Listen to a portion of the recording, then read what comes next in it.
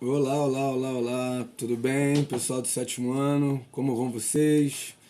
Sétimo A, B, C, espero que todos estejam bem, com saúde, tranquilos, esperando essa situação toda passar e brevemente vai passar, vamos voltar ao normal, vamos voltar às aulas, né? Saudade do colégio, espero que vocês também estejam, mas por enquanto vai ser assim. Vamos conversar, vamos usar a tecnologia, né, para conversar e juntos, né, vamos tentar avançar, né? A nossa vida não pode parar, então por enquanto vamos utilizar essa videoaula, né? Minhas primeiras videoaulas, né? Então eu também não estou acostumado, tá, gente? Então, nem vocês, né, estudar por videoaula, nem eu, né, ministrar aulas assim. Mas espero que vocês compreendam e vamos tentar juntos aí amenizar e avançar com a matéria do jeito que a gente pode, da melhor forma possível, né? Para isso eu peço que vocês peguem o livro de vocês. Vamos imaginar que a gente esteja em sala de aula. Por favor, peguem seus livros na mochila, né? Página 38 é onde começa a nossa unidade 2. Tá aqui, ó. Expansão e integração do território. Unidade 2. E a gente vai conversar hoje somente em relação à introdução da unidade 2 e o capítulo 1, que é esse aqui, logo chamado América Portuguesa. Tá bom? Então vamos lá. Antes de mais nada, eu queria lembrar que é importante você deixar o seu caderno aí do lado também. Por quê? Porque ao longo, eu vou conversar com vocês, né, página por página, vou conversar com vocês sobre os assuntos do introdução da unidade do capítulo 1, e ao longo das páginas a gente vai se deparar com algumas perguntinhas, tá vendo? Como tem aqui essa aqui no começo, tá vendo?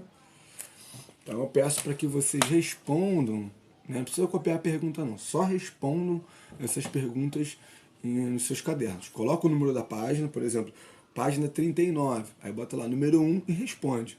Pula uma linha, número 2, responde.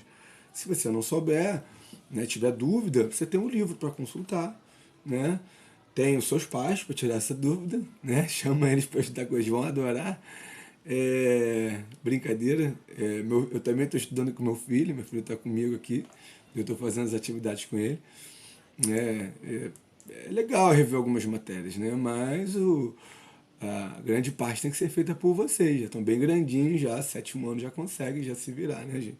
Mas se tiver dúvida, chama os pais, o irmão, a irmã mais velha para ajudar, né? Tira ele lá do videogame, do celular, pede uma ajuda, eles vão reclamar um pouquinho, mas é, seria importante ajuda. E consultar a internet também. Pode consultar, pesquisa. Por vezes você está em casa com bastante tempo, pesquisa aí, tá bom? Vamos começar a nossa conversa sobre a unidade 2. Então, na unidade 1, a gente estudou diversos aspectos sobre o território brasileiro. Posição na América, pontos extremos, divisões regionais, né, formas diferentes de regionalizar o Brasil. E o último capítulo a gente conversou sobre as primeiras ocupações no território, ou seja, a formação do nosso território, né, qual era o contexto europeu na época, né? A gente lembra que o capitalismo comercial predominava na Europa, né? O mercantilismo, a política mercantilista, né? Que buscava no comércio de mercadorias, né? Principalmente mercadorias de outras regiões, buscavam o lucro, né? Então, as grandes navegações partiam para o Oriente em busca de mercadorias, de especiarias, né? E aí, lembrando que o mercantilismo lá pautado no colonialismo, no metalismo, metal precioso era fundamental, era a busca, né? Em balança comercial favorável, no proteção. Isso a gente já viu na unidade passada. Então, a partir de agora, depois da formação do território, a gente vai entender como se deu, com alguns detalhes, eu vou tentar ajudar. Vocês vão ter que consultar o livro, né, as imagens aqui presentes, né, como se deu essa expansão desse domínio, dessa formação do território brasileiro, tá bom? E como algumas regiões começaram a se conectar, né? Basicamente, eu quero que vocês percebam que o território brasileiro, primeiro ele foi ocupado, né, pela coroa portuguesa, que vislumbrava lucro. Então, a atividade econômica é base, né, para todo o processo que se deu, né, de ocupação e colonização do território, né? Então, eles buscavam novas mercadorias, novos territórios para poder explorar, né, e obter o máximo de benefício possível. Se não houvesse interesse econômico, como não houve no começo, né, após a chegada oficial de Cabral em 1500, de 1500 a 1530, a coroa portuguesa não deu muita importância ao território. Acho que a gente já conversou sobre isso em sala de aula. Né? A exploração inicial era apenas extração de pau-brasil, utilizando a mão de obra indígena, explorando a mão de obra indígena. Né? Era o escambo, era a troca de mercadoria. Né? E no início, o pau-brasil, aliás, foi uma atividade que perdurou por alguns anos, variando de 1500 a 1530, essa atividade que predominou, né, na América, chamada América Portuguesa. O pau-brasil, todos sabem, é uma espécie vegetal, né, que era utilizada principalmente pela substância que era tirada do interior da madeira, né, pelo tingimento, né, a substância que tinha uma tonalidade avermelhada, servia para tingir tecido, utilizar até para escrita, era utilizada. Eu acho que ele aborda nesse capítulo alguma coisa, mas eu quero que vocês percebam resumidamente que a gente vai abordar aqui o início, né, da ocupação portuguesa com a exploração do pau-brasil. Lembre, né, vegetação de Mata Atlântica, né, localizada no litoral, numa faixa litorânea, né. Posteriormente, essa atividade foi substituída pelo cultivo de cana-de-açúcar, uma atividade fundamental que marcou a história do Brasil por muitos e muitos anos, por séculos, e até hoje marca algumas propriedades rurais no Nordeste brasileiro. E, por fim, a gente vai perceber a atividade que se sobrepôs, assim que a atividade de canavieira entra em declínio, né, e a coroa portuguesa e os proprietários, né, das fazendas começam a explorar o interior do Brasil, uma nova atividade surge, né, essa sim atividade, como eu falei lá, o metalismo, lá no mercantilismo, essa atividade era era o grande objetivo do colonizador, que é a extração de metais preciosos. Estou falando da mineração na região de Minas Gerais. E aí, né, entra o Rio de Janeiro nesse contexto. Só aí, né, entre o Rio de Janeiro passa a ser protagonista, né, porque ele passa a ser capital. Né, a capital é transferida de Salvador para o Rio de Janeiro, porque o Rio de Janeiro está no caminho do ouro que desce de Minas Gerais até o litoral para ser exportado. Tá bom? Eu fiz um resumão, agora eu vou falar rapidinho aqui das páginas, né? No início, a 38 e a 39 mostram três imagens, né? Três gravuras, né?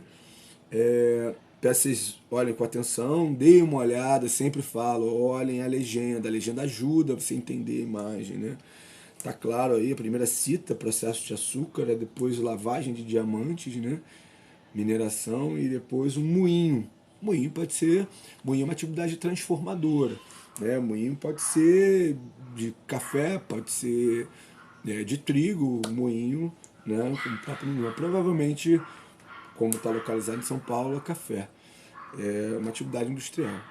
Caramba, já estou dando a resposta aí, tá vendo? Eu dei de brinde para vocês a resposta da questão número 1.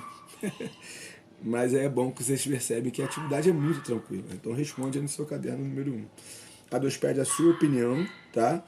Sobre a importância das atividades retratadas, tá? Perceba como elas, como elas ajudaram a desenvolver, né, a colonização, a ocupação e outras atividades. E outras atividades que serão citadas, se eu não me engano, no capítulo. Sim, eu já posso citar já que eu dei a primeira resposta, eu já cito logo. Porque além da extração do pau-brasil, né, da mineração de diamantes e ouro, da atividade industrial que acontece muito depois, né? Outras atividades aconteceram, né? A agricultura fundamental para manter a alimentação, né, nessas regiões, né? O comércio, o transporte de mercadorias, eu cito o papel importantíssimo dos tropeiros, que traziam, levavam mercadorias de um lugar para o outro. Com a busca dos metais preciosos para o interior, novas regiões foram sendo descobertas, né? Então, as drogas do sertão, né, que na verdade nada mais são que vegetais, cascas, raízes, substâncias que não eram conhecidas pelos portugueses, eram denominadas drogas do sertão. E a gente vai falar, tem Guaraná, tem diversas drogas do sertão que vocês vão ver aqui mais à frente. E a pecuária, fundamental também a atividade da pecuária, porque o animal era utilizado como tração, os próprios tropeiros que eu acabei de falar, eles andavam em tropas de mulas, de cavalos, né, para transportar os seus produtos, né, para o transporte, para a força, para a tração, para movimentar os moinhos, né, para o leite também, né, para os derivados, e que até mesmo os animais, como tinham já no final da sua vida, para a carne, né, mas eles tinham outras importâncias, tá bom? Então, dá uma olhada com calma, responda as questões no começo aí. Na página 40 começamos o capítulo 1, falando propriamente da América Portuguesa. Aí, como já comentei, ele vai falar da exploração do pau-brasil, dessa relação da exploração do pau-brasil com os indígenas, com a mão de obra indígena. E aí, na página 40, tem 3 perguntinhas aí, exatamente ligadas a essa população. População que aqui estava, né, que começou a ser explorada, começou a ser exterminada, infelizmente, né, através de doenças, através depois da escravização, né, do trabalho forçado, e aí ele aborda a população indígena, o Brasil indígena nessas questões. Tem um mapa aí, né, Brasil indígena até 1500, é interessante você observar, que mostra quem os portugueses encontraram aqui quando chegaram, né, e como é, essa população foi importante para a economia, né, para as pretensões portuguesas aqui na América. Né? E fala da quantidade de alguns povos, da quantidade, fala que na página 40 então já começa a abordar aqui de essa atividade acabou ganhando importância, né, da extração de pau-brasil e se tornou um monopólio, né, monopólio, apenas a coroa portuguesa podia comercializar o pau-brasil, né, a exclusividade deles, né. Fala aqui da brasilina, que é a substância, né, o corante extraído aqui do pau-brasil. E mais uma vez, gente, desde o começo da colonização portuguesa, a Mata Atlântica já começa a ser derrubada. A Mata Atlântica que estaria cobrindo toda a nossa região aqui de Duque de Caxias, por exemplo. Nós estamos em uma região de antiga cobertura vegetal de Mata Atlântica. Então, se você olhar na paisagem aqui, toda essa região era coberta pela Mata Atlântica. E tudo isso foi sendo transformado. E o início dessa transformação foi a atividade de extração do pau-brasil. Tá bom? Que não durou muito, né? Durou 30 anos. Desses 30 anos, como falei, não tinha muita importância, os portugueses não defenderam o território, então outras nações europeias também exploravam o pau-brasil no território brasileiro, né? Franceses, espanhóis, e a partir daí os portugueses, além disso, né? Além desse perigo, né, de perder, de ter outros povos aqui no nosso explorando o território, sem a permissão da coroa portuguesa, o comércio, né, com o Oriente já decaía. Então, por isso, a partir de 1530, os portugueses traçam uma nova estratégia. Eles acabam planejando uma expedição oficial, uma grande expedição comandada por Martim Afonso de Souza, uma expedição colonizadora, que aí sim o objetivo era ocupar, defender e desenvolver uma nova atividade. Porque a atividade do pau-brasil, o comércio já não era, na Europa já não era tão próspero, né? O comércio com as Índias também não eram tão prósperos na Europa, e eles, com a experiência que eles já tinham em algumas colônias africanas, eles introduzem o cultivo de cana-de-açúcar no Nordeste brasileiro. Eu estou falando até agora da ocupação portuguesa, a gente está até que localizar no Nordeste brasileiro. Né? O Nordeste foi a primeira área em que os portugueses chegaram, extraíram o pau-brasil, né, extração vegetal, e foi nessa localidade, né, que também introduziram o cultivo de cana. Na verdade, para o cultivo de cana era necessária a derrubada da floresta. Então, em determinado momento, para cultivar cana-de-açúcar, era necessário derrubar a floresta, toda a cobertura vegetal original. Então, em determinado momento, a exploração de pau-brasil ocorria ao mesmo tempo que a expansão das lavouras de cana-de-açúcar, né, que ocorria ao mesmo momento que da atividade canavieira, digamos assim. E aí ele vai falar exatamente isso, como a cana-de-açúcar criou em volta de si uma sociedade, né, porque as fazendas se tornaram um centro. Até a sociedade era, digamos assim, rural, né? Todos os envolvidos na produção de cana viviam da terra, né? Da exploração da terra, tá? E da expansão dessa atividade. Então ele vai falar exatamente disso, que no início a mão de obra indígena era utilizada, só que essa quantidade declinava cada vez mais, até que introduziram aí, né, a mão de obra escrava africana. E aí entra um novo comércio, né, que gerou muito lucro, né, para os portugueses e até mesmo ingleses, o tráfico negreiro. Então, os, e aí há uma guinada, né? Os engenhos começam a se expandir, né? E cada vez mais com essa expansão dos engenhos, né? O açúcar era um produto muito valorizado na Europa, não é o açúcar que a gente conhece hoje, né? A cana-de-açúcar era moída, né? Esse caldo de cana, né? Era fervido, reduzido, evaporava, né? E eram colocados em tabletes, né? Como se fossem é, o como, agora, gravando assim a memória falha, mas como se fosse. Eu vou lembrar daqui a pouquinho. É, inclusive, muitos meus avós adoçavam é, o café com, com, com. Daqui a pouco eu lembro. Mas vamos lá. Então era um produto valorizado na Europa, mas não era esse açúcar que a gente consome hoje. Esse açúcar que a gente consome é refinado. Então ele ia para a Europa e era refinado lá. Tá? É, eu tô com isso na cabeça agora, já era. Mas não vou terminar esse vídeo antes de lembrar. É, tá consumindo aqui a minha atenção. Então, o livro fala que os portugueses se beneficiaram do clima, do solo, né, do Brasil, e as lavouras só foram expandindo. E com isso foram mais e mais áreas derrubadas e mais escravos para trabalhar nas lavouras. É, sabendo da importância desse cultivo, a coroa portuguesa acabou proibindo que outras atividades fossem desenvolvidas próximas, né, às lavouras, ou seja, para que não atrapalhasse o aumento das lavouras. Né?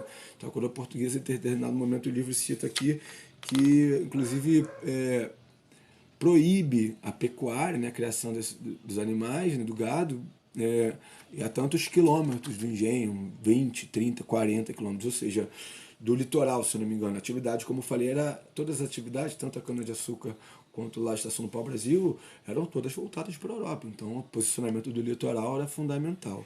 Né? Tudo era exportado por embarcações. E aí, pessoal, com essa proibição, né, de 40, achei aqui na página 44, de 40 a 60 quilômetros do litoral da costa brasileira, essa atividade, por exemplo, da pecuária, foi jogada para o interior. Então, de certa forma, essa proibição trouxe um benefício de que esses animais estavam sendo criados no interior acabassem desenvolvendo naquela localidade vilas e povoados. Então, aos poucos, o Brasil foi se interiorizando, né? A expansão para o interior, e que é o título da página 44, o avanço para o interior acabou ocorrendo dessa forma. E outros cultivos foram sendo feitos, né?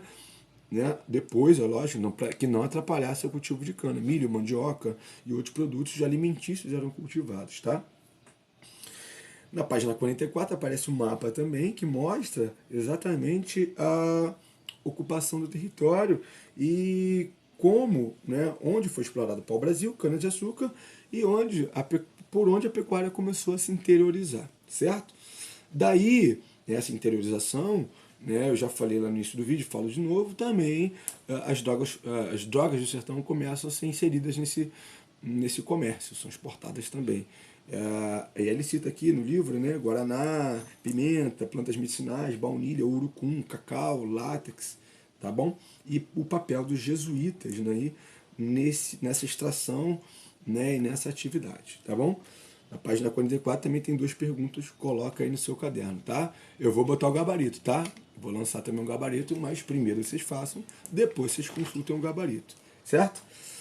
Passando para 46 e 47, pessoal, tem uma parte do livro que chama Interagindo com. É interagindo com a matemática, interagindo com as ciências, essa parte é interagindo com história. Chama interdisciplinaridade, quase não sai. Na página 46 e 47, fala da importância dos bandeirantes. O título é bem legal, Bandeirantes, nem heróis, nem vilões. Que é, eu não vou falar muito, senão vou dar a resposta de novo, mas os bandeirantes eram utilizados, a imagem deles era utilizada pela coroa portuguesa de uma forma, como heróis, né, desbravadores, mas se a gente parar para analisar quem eram essas pessoas, a origem delas, né, percebe que eles têm uma ligação muito forte. Eram mestiços, né, eram filhos de portugueses com indígenas, né, tinham domínio de arco e flecha, domínio do território, né, e eles tinham que conhecer o território para adentrar o território. Então, não eram esses heróis imponentes, né, que os portugueses falavam, eram pessoas que conheciam a localidade, eram filhos da terra, né? Eram nascidos aqui e tinham essa relação, sabiam falar o português, o tupi, então tinham essa relação com os dois lados, né, da colonização nessa época. E eles, na verdade, que são os responsáveis pela grande mudança, né, na economia, porque a economia canavieira, né, o cultivo e o comércio da cana-de-açúcar não durou para sempre. Então ela entrou em declínio. Conforme ela entrava em declínio, tanto a coroa portuguesa quanto os fazendeiros, proprietários de terra, aí está a diferença entre as entradas e bandeiras, né, você vai ver na página aqui, começaram a adentrar o território para capturar escravos fugidos, novos indígenas. Em momento de crise, eles buscavam novas alternativas, entravam no território e até que descobriram metais preciosos, né, nas Gerais. Daí vem as Minas das Gerais, Minas Gerais. E aí entra o contexto uma nova atividade, que é a atividade aurífera, a mineração, a exploração de pedras preciosas e metais preciosos. Tá? Mas essa página 46 e 47 também é muito legal, muito importante, esclarecedora demais, é um texto muito bacana que mostra os dois lados, né, dos bandeirantes. Né? Passando aí, como falei, a importância dos bandeirantes para a mineração em Minas Gerais. E aí, gente, aí entra o Rio de Janeiro. Minas Gerais não tem litoral.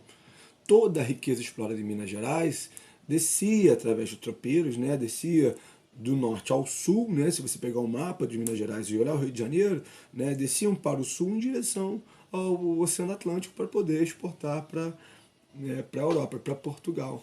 E daí entra o Rio de Janeiro nesse contexto. Tá? Várias vilas começam a surgir no meio dos caminhos e ele fala que a ocupação da América Portuguesa muda. Todo o Nordeste, todo esse eixo agrícola que estava no Nordeste é esquecido, é deixado de lado e toda a atenção da coroa portuguesa passa para o Sudeste. Olha só que mudança no território, de ocupação do território ocorre nesse período. E aí o livro aponta na página 48, né, quais foram as principais características, né, o que essa atividade da atividade de exploração, né, da mineração do ouro, causa no território, na organização desse território português. Tem 4 tópicos bem interessantes aqui, tá bom?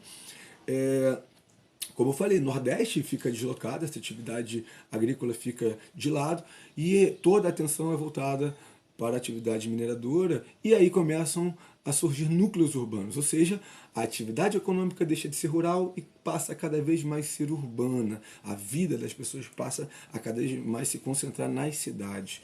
Então ajuda muito a desenvolver esses núcleos urbanos, tá bom? E aí o livro aborda exatamente essa diferença, essa transformação do Brasil, e é isso que a geografia se preocupa, quais foram as transformações espaciais, né? Como as atividades econômicas influenciaram na ocupação do território, né? Na formação de cidades, na integração entre as cidades. Né?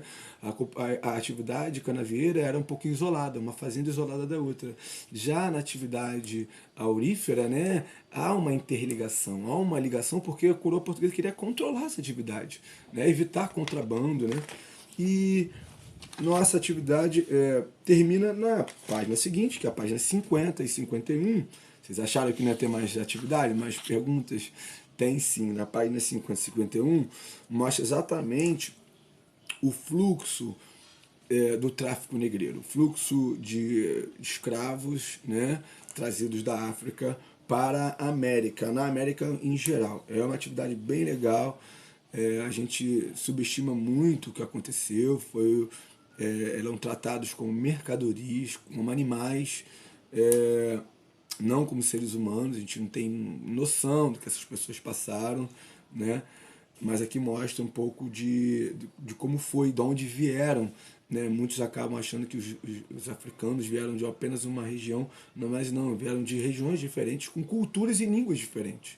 Né? Então os africanos tiveram, as culturas foram trazidas, não foram uma cultura unificada, né? É uma diversidade muito grande, né? De tribos, línguas, costumes, e aí mostra um pouquinho disso. Tá? A página 51 tem umas 5 questões, coloque-as no caderno também, as respostas no caderno também, e assim nós finalizamos o nosso capítulo 1. Falei demais, né? Vocês sabem que eu falo muito, achei que o vídeo fosse menor, tá bom, gente? Mas espero que eu ajude vocês nos estudos, tá? Então vamos com calma, um capítulo hoje, na semana que vem a gente conversa sobre outro capítulo, tá bom? Já já o gabarito vai ser postado também. Façam primeiro, para depois consultar o gabarito, tá bom? Um abraço a todos, um abraço na família, paz e bem, e até a próxima. Tchau.